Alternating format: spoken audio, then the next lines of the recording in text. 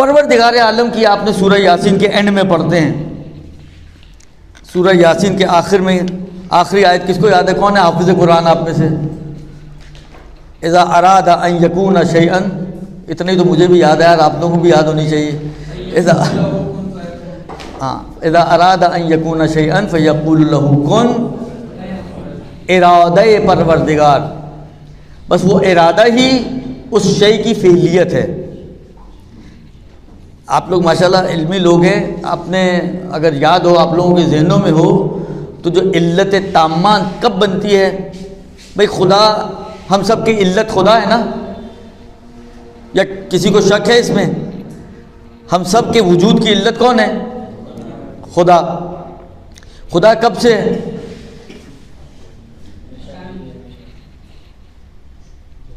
اب جب ہی لانا مشکل کام ہے کہ انسان خدا کے لیے جب ہے، نہیں ہمیشہ سے ہے۔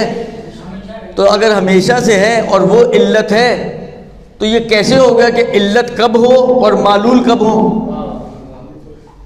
علت اور معلول میں تو آپ لوگ ماشاءاللہ فلسفہ پڑھا ہوگا آپ لوگوں نے، علت اور معلول میں جدائی نہیں ہو سکتی۔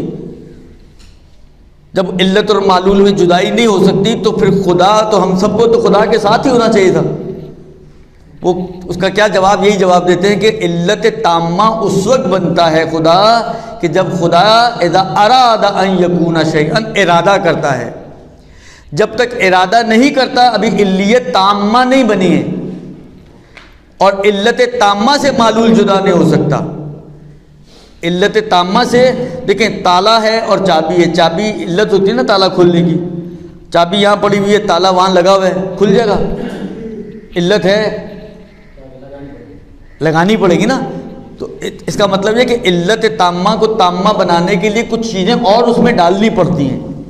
پروردگار عالم میں جو چیز ڈلتی ہے وہ ہے ارادہ پروردگار۔ یہ سمجھیں آخری جز ہے علت تامہ کا۔ جب ارادہ کرتا ہے تو پھر کوئی فاصلہ نہیں ہوتا۔ اذا اراد ان یکون شیئا فیقول له کن، بس یہ کن فیکون، ہو جا تو ہو جا، پھر اس میں کوئی فاصلہ درمیان میں نہیں آتا۔ یہ ہے خدا کی صفت، یہ خدا کی صفت ہے کہ وہ ارادہ کرتا ہے اور چیز محقق ہو جاتی ہے۔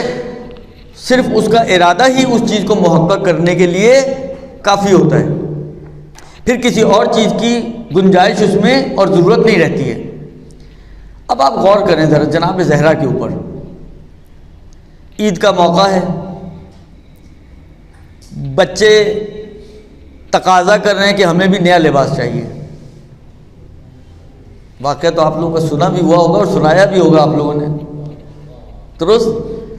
عید کا موقع ہے اور بچے تقاضا کر رہے ہیں کہ ہمیں لباس چاہیے۔ آپ میں سے جس نے بھی اس واقعے کو پڑھا ہے یا سنا ہے یا سنایا ہے، کہیں اس واقعے میں یہ موجود ہے کہ جناب زہرا نے خدا سے دعا کی کہ پروردگارا میں ان سے وعدہ کرنے جا رہی ہوں، تو میری لاج رکھ لینا، ایسا کچھ؟ جناب زہرا نے کہا کہ درزی تمہارے کپڑے لے کر آئے گا، ارادہ جناب زہرا ہے فقط۔ اور ادھر جناب زہرا نے کہا درزی لے کر آئے گا، فیکون، درزی کپڑے لے کر آ گیا۔ بیچ میں جناب یہ ہے مظہر صفات پروردگار عالم، یہ ہے خدا کی ذات کا مظہر ہونا کہ جو صفات پروردگار عالم کی ہیں، پروردگار عالم ان ہستیوں کے ذریعے اپنی صفات کا اظہار کرتا ہے۔ اگر جناب زہرا نہ ہو، ان کا یہ کہنا اور ادھر درزی کا آنا نہ ہو تو یہ کن فیکون شاید سمجھ میں بھی نہ آئے ہماری۔ یہ کن فیکون ہماری صرف ایک لفظ کی حد تک تو ٹھیک ہے، دیکھو بولنے سے اس کا مطلب جو بھی انسان بول رہا ہوتا ہے ضروری نہیں کہ وہ سمجھ کے بول رہا ہو۔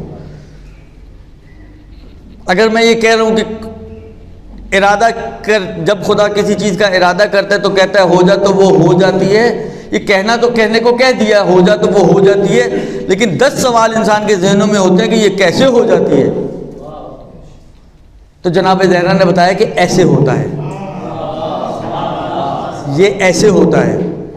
لہذا یہ اگر علی اور اولاد علی نہ ہوتے، رسول خدا نہ ہوتے، تو انسان خدا کی معرفت، یعنی دیکھیں کما حقہ تو کر ہی نہیں سکتے نا، یہ تو طے شدہ امر ہے.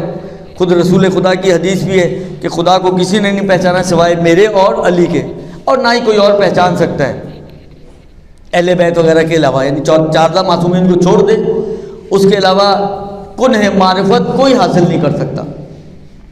ہم اپنی جس کو کہیں بساط کی حد تک سمجھنے کی کوشش کر سکتے ہیں کہ ہم ان ہستیوں خدا کی ذات کو سمجھیں، تو خدا نے اپنی ذات کو سمجھانے کے لیے ان 14 ہستیوں کو درمیان میں واسطہ قرار دیا ہے.